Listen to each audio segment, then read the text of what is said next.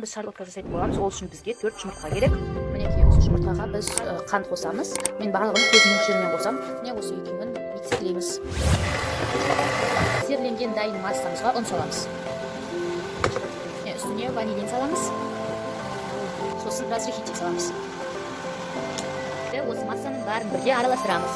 Алмаларымызды кубик-кубик қылып турап, массамызға саламыз. Араластырамыз.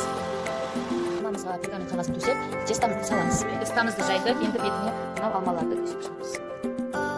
Дайын болды, енді 170 градусқа саламыз.